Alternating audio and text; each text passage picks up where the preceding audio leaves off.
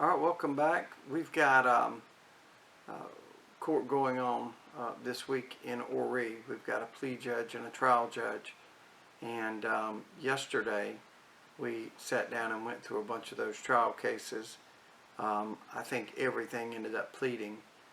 We don't have all of the press releases yet, so next week I'll try to give you an update on what took place during this week of court.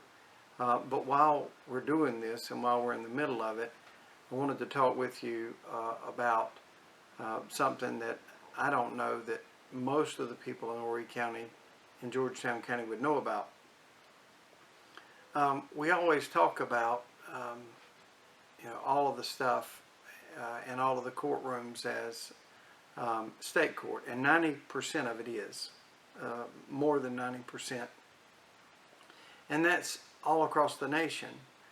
But for that other part, we are special in Horry and Georgetown in that we've got 3 U.S. attorneys in-house. They're called SALSA, Special U.S. Attorney of the United States of America, SALSA.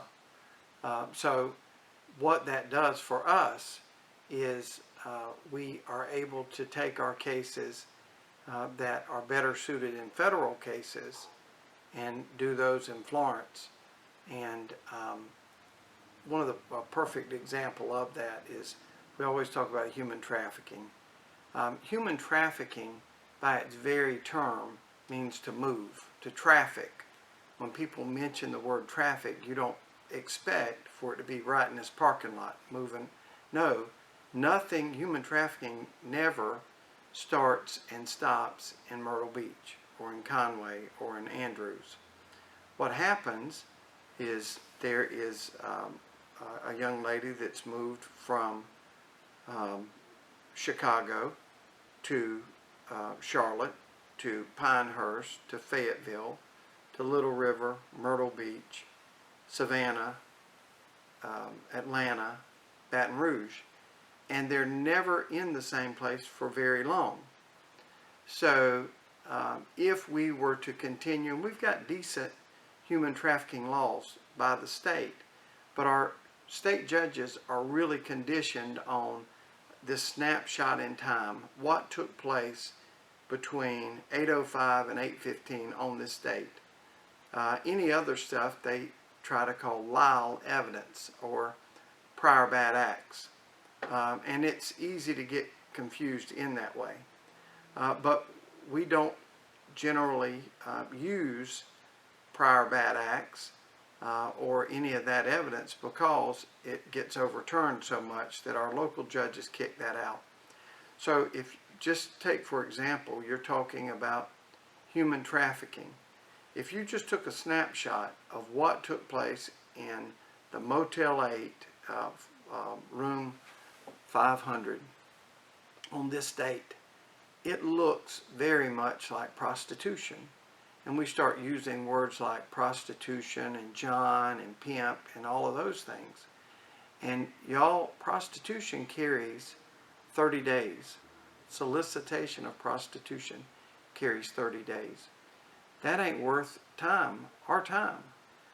Even though we've got it labeled as human trafficking, if it's going to come back to the lesser included of prostitution, that's not going anywhere.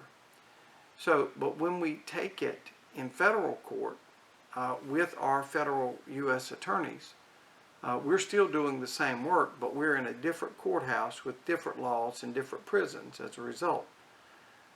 Johnny Ray Thomas, last month, I guess, very recently, that case came through Myrtle Beach. We actually got a good case, and we took it to federal court, where he got decades upon conviction. And his sidekick, she got convicted also, and they're still going through pre-sentence investigation on that. But in federal court, we're able to talk about the travels and the movement in other states and in other counties. And then it's much easier for a jury and a judge to accept, because that's what they're used to, and that's how human trafficking should take place. Gang cases. If I'm only allowed to talk about Ricky shooting at Paul and never mention the G word or the Bloods or the Crips or whatever, as happens in state court, it is very hard to figure it out because you got bad guys on both sides. If you take that case federally and you start talking about RICO statutes, then or racketeering, then that whole thing, those judges are prepared for, and the juries are prepared for that.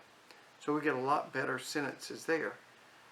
For drugs, we get a lot more time in state court than we do in federal court. So we're able to keep most of these cases here for drugs in state court. If we're dealing with gangs or guns, the state has very bad laws.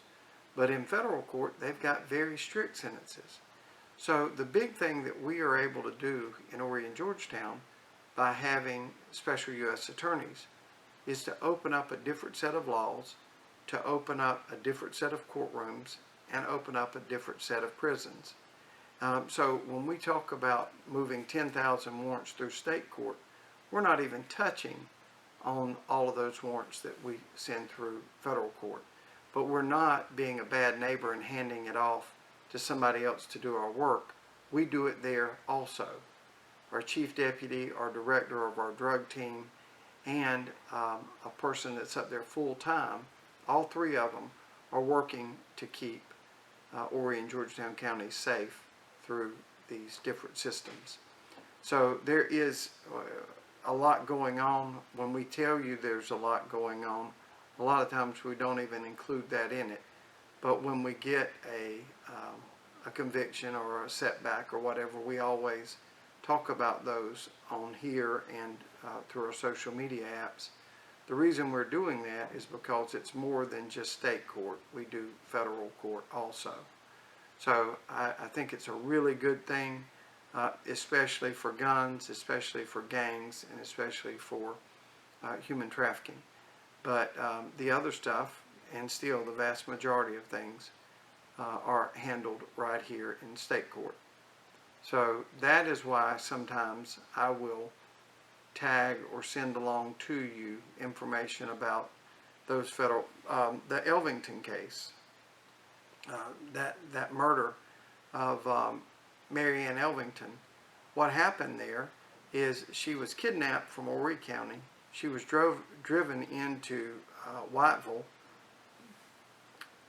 On the loop coming back, her kidnapper took her through Dillon, and then she ultimately died in Marion, and her car was abandoned. We took that federal because it took into account all of the different jurisdictions. It really opens up a lot of opportunities, and I think that it is a great model for how to handle some of these cases.